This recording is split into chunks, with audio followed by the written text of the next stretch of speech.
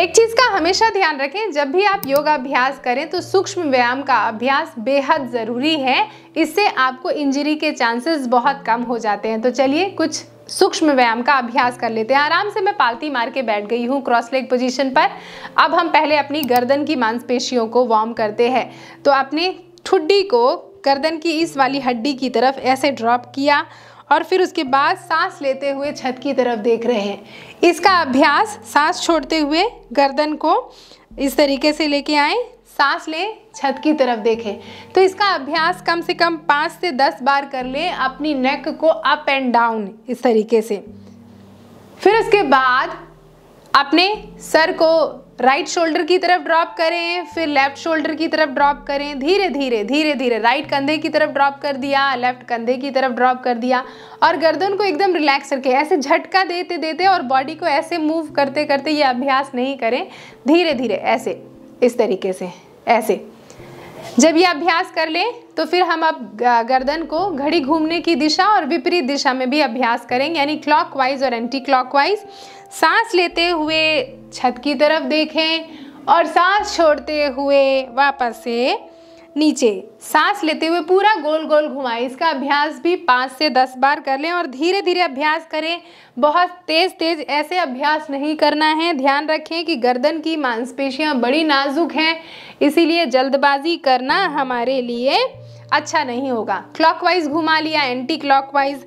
और ये सारे अभ्यास मैं नॉर्मल ब्रीदिंग के साथ आपको सजेस्ट करूँगी कि नॉर्मल ब्रीदिंग करते करते अभ्यास करें, क्योंकि उसमें आप बहुत अच्छी तरीके से फोकस कर पाएंगे अपनी मूवमेंट के साथ। ऐसे नॉर्मल ब्रीदिंग के साथ अभ्यास किया तो 5 से 10 बार इस तरीके से अप एंड डाउन, राइट और लेफ्ट ड्रॉप करना, क्लॉकवाइज और एंटी क्लॉकवाइज का अभ्यास कर लिया।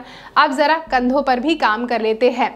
दोनों हाथों को बॉडी के सामने ऐसे स्ट्रेच करेंगे इस तरीके से और दोनों हाथों को कंधे के ऊपर रख लिया। अब एल्बोज को पूरा ऐसे 360 डिग्री घुमाएंगे, शोल्डर्स को ऐसे इस तरीके से।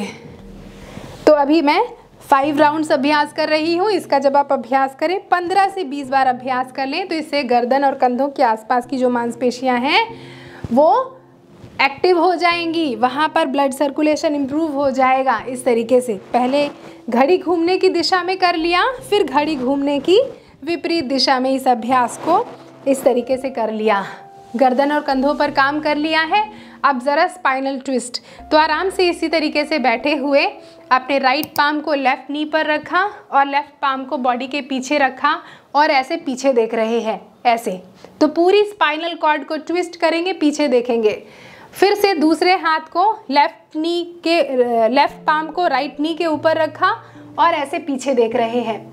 ज़रा इसको साइड से भी देखें इस तरीके से। ऐसे हथेली को प्रॉपर मैट पर रखना है, ऐसे लूज करके नहीं, या बहुत पीछे नहीं रखना है, सिंपल ऐसे इस तरीके से। ऐसे सांस लें और सांस छोड़ते हुए इसका अभ्यास कर सकते हैं, या कि नॉर्मल ब्रीदिंग से। तो देख रहे हैं आप कितनी आसानी से मैं बता रही हूँ ना, बैठे बैठे ये सारे अभ्यास। गर्दन, कंधों का दर्द, पीठ का दर्द, ये सब ऐसे छू मंतर होगा। साथ ही आप इसका जब अभ्यास करेंगे तो आपकी नाभि पर भी बहुत अच्छा इसका इफेक्ट आएगा और पेट की मांसपेशियां भी रिलैक्स होंगी। तो 10 से 15 बार इसका भी अभ्यास कर लें। फिर उसके बाद क्या करें कि पैरों को आराम से ऐसे खोल लें, क्योंकि काफ़ी देर से हम पालती मार के बैठे थे। पैरों को इस तरीके से खोल लिया है। अपने को अंदर बाहर, अंदर बाहर, अंदर बाहर ऐसे मूव करें, इस तरीके से अंदर बाहर मूव करें।